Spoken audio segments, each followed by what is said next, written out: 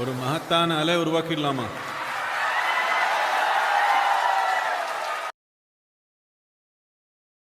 The first question is from Georgie.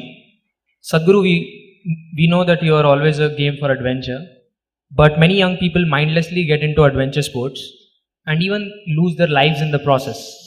What is your suggestion for the youth who get into adventure sports? Well,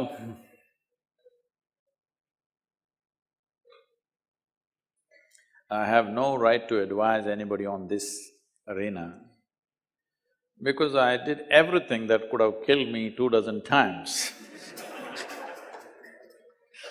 But I'm here somehow. So, see, when we say adventure, you can have ventures in your life or you can have adventure. Adventure means you don't know where your next foot is going to be. That's adventure. That means there is danger. No danger, everything safe, there is no adventure, isn't it? It's a venture. I'm not against ventures, but you're talking about adventure. That means you want to step into something that you don't know, isn't it? If you step into what you know, unpredictable, that's not an adventure, that's just an activity. So, I must tell you this. Why should I tell you all this and make some crazy people do something crazy? Well, one thing, my father, the physician, and constantly worried about me. His greatest worry was, he would knock his head and say, "This boy has no fear in his heart, what will happen to him?" I've heard this dialogue right from the age of 5, 6. He has no fear, what will happen, what will happen? One day I was around 11, he said the same thing. He has no fear in his… because about 12-foot long cobra came, I just picked it up and walked away. So he kind of… this is the first time he's seeing, I've been doing since I was 6. The first time he saw. And then he had a Vespa scooter. From the age of 9, I've been riding it without him knowing. I was cleaning it for him, but I was riding it. So one day, it's in front of our house, the road is slopey like this. I'm just coming in, putting it in the neutral gear and I'm standing on the seat and coming like this on the Vespa scooter. He saw me and his heart broke. So he said, "This boy has no fear in his heart, what to do?" Then I asked him, "When did fear become a virtue?" He said, "See, I told you he has no fear." So why are we thinking that we have to enter life fearfully? If you're fearful, fear is one of the worst emotions that people go through in their lives. Why fear happens is, you are imagining something that's yet to happen. Hello? You're imagining something.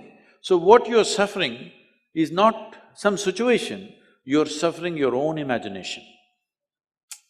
No, imagination is a fantastic thing. You're an architect, you must imagine, but if every building that you imagine, if you fear it may fall down, it'll drive you crazy.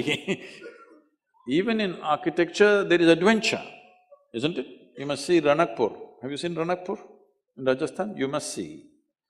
Ranakpur also has Kumbhalgarh within 20 kilometers. It's the second largest wall on the planet. Most Indians know because we keep all the things that we should be proud of a secret.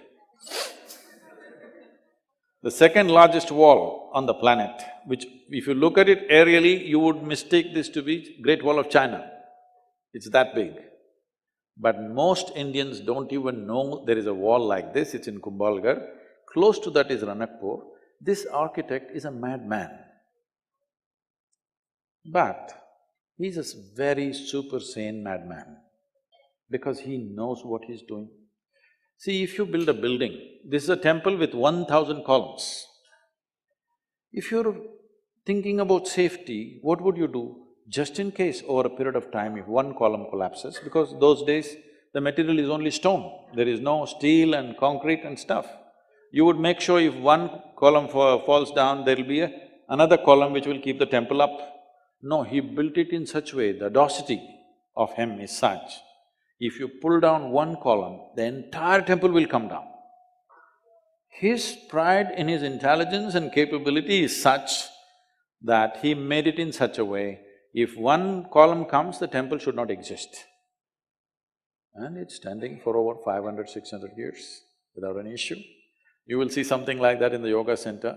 We built an elliptical dome, no steel, no concrete. And at the top, it's only 8 inches thick. And just to freak people, I left a 9 feet diameter hole. People said, this will going to collapse. It will not collapse. If you don't have any adventure in your life, in whatever you do, it doesn't matter, in every sphere of life, there is room for adventure. This means you must trust your capability and competence and one step more than that. There is a risk, of course.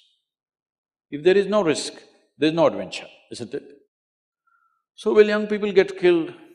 Yes, unfortunately, sometimes it does. Before I became 35 years of age, at least 12, 13 of my friends died. Some in motorcycle, some in hang gliding and all the things we were doing together, some of them died. Well, they didn't kill me, but could I live without having done all those things? No. Even if one of those situations had ended me, still I would do it. Not simply out of egoistic jingoism that you want to do something others cannot do, it's not about that. It's about stretching yourself beyond your limits somewhere. But today, the world is far more organized, there's a whole lot of equipment. When we were doing it, crazy things, we had no equipment of any kind. We just did things just like that. But today there is safety equipment, there are systems, there are nets and there are so many things. Well, one of you should start a venture in adventure and bring the right equipment and everything. See, right now, some of the young boys, when they get the two-wheeler, they want to do some stunt, as I was doing, standing on the scooter and riding. They want to do those things. I'm saying, if you cannot stop them, only thing is, they should not be doing it on the street. We must create a space where they can do it with a reasonable amount of safety. Is it 100% safe? No. Nothing is 100% safe. All of us are mortal, isn't it? But we must create reasonable levels of safety where youth will go through adventure with the minimum amount of risk. No risk adventure, there is no such thing. I was one person, people were very surprised when I spoke for Jallikattu in Tamil Nadu. They said, Sadhguru, you cannot say this. I said, see, are you capable of building sports arenas in every village? Can you make them play football, this one, adventure sport, everything in the villages, can you? There's really nothing. The only thing that they have is a traditional sport where once a year they play, which is risky, of course, but it comes from a tradition of doing something. It's risky for the animal, it's risky for the man, actually more risky for the man than the animal. When I spoke for it, everybody resisted, you can't say this. I said, see, youth without any sense of adventure are not youth. You can already bury them as old men. They have to do something, but this does not mean they have to do wild things on the street. We can create situations and spaces where they can do this with reasonable amount of safety. There's no absolute safety.